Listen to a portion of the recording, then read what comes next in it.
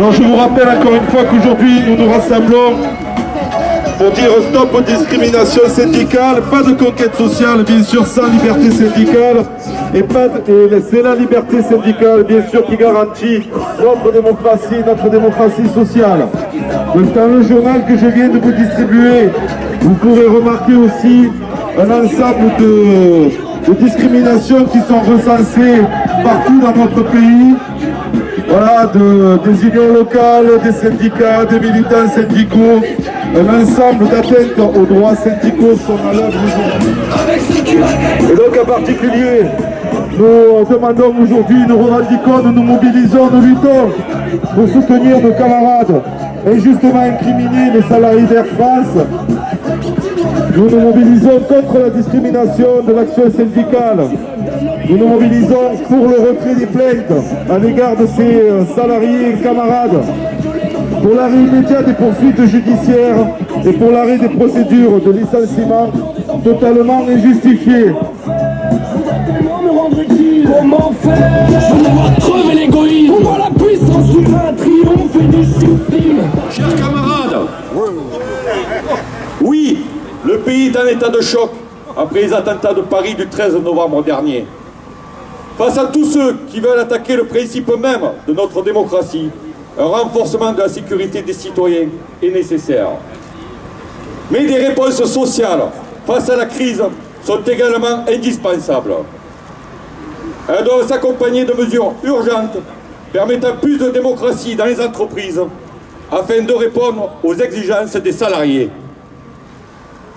Le 22 octobre, l'UDCGT Vaucluse organisait un rassemblement de soutien aux salariés d'Air France et plus largement à l'ensemble des salariés en lutte contre les orientations patronales préjudiciables à l'emploi, au salaire, au paiement des qualifications. L'occasion également de demander aux responsables socialistes de quel côté ils sont, celui du capital ou celui du travail. La réponse est sans équivoque. Ils sont bien du côté obscur de la force.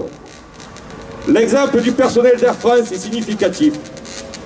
Alors que la direction, malgré des bénéfices importants, annonce 2900 suppressions d'emplois, après les 9000 déjà supprimés au cours des années précédentes. Poursuivant ainsi sa politique de casse de l'emploi et d'externalisation des activités, elle choisit, face à la réaction massive du personnel et de leurs syndicats unis, la répression, plutôt que l'écoute et le dialogue pour construire des alternatives économiques et sociales.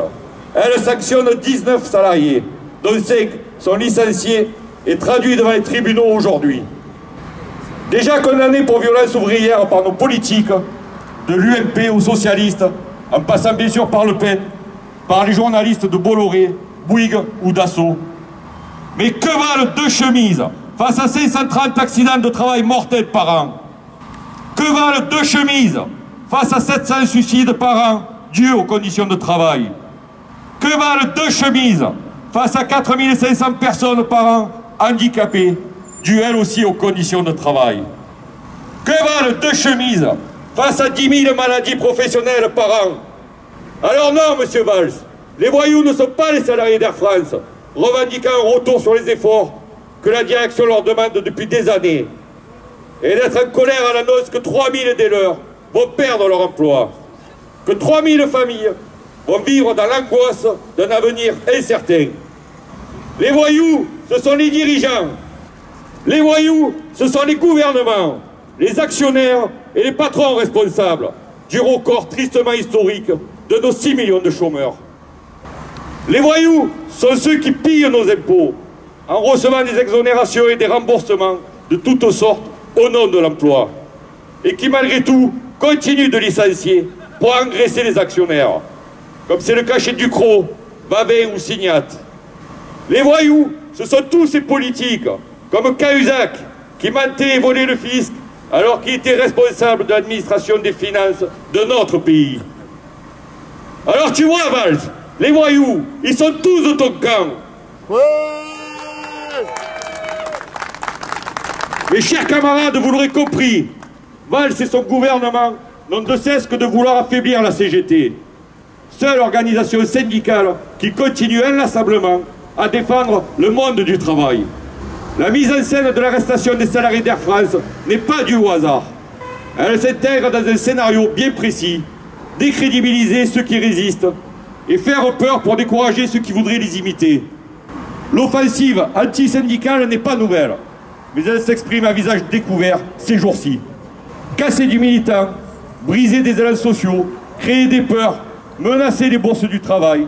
La répression syndicale reste un moyen patronal pour freiner le développement du syndicalisme. Ainsi, certaines militantes et militants de la CGT, de par leur engagement, sont traités comme des délinquants. Leur carrière est souvent brisée, leur vie bouleversée et leur famille affectée.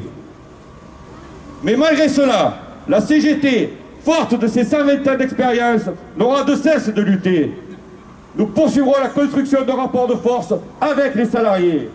Et nous imposerons une autre politique sociale, favorisant l'investissement humain pour le développement d'une société du plein emploi, respectueuse des femmes, des hommes et de l'environnement. Vive la CGT!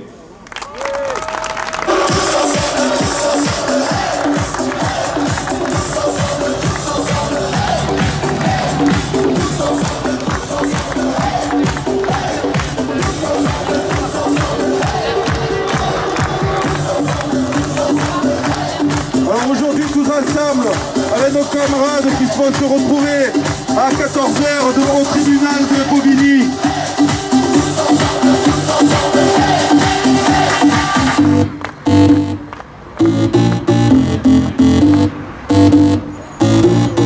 L'ensemble des organisations de jeunes avec l'UNEF, les jeunes communistes, les jeunes CGT, la JOC, la MRJC, l'UNEF, la Maison des Jeunes se sont réunis et ont rédigé un appel unitaire qui s'intitule « La génération de la crise ne sera pas celle de la guerre ». Voici la conclusion de ce tract, je vous invite à le lire et à le diffuser. L'urgence est de mettre un terme aux divisions et aux inégalités.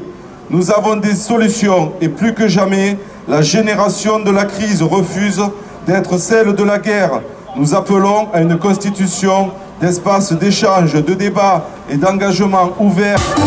Alors je vous invite à diffuser largement le 4 pages qu'on vous a distribué dans la matinée.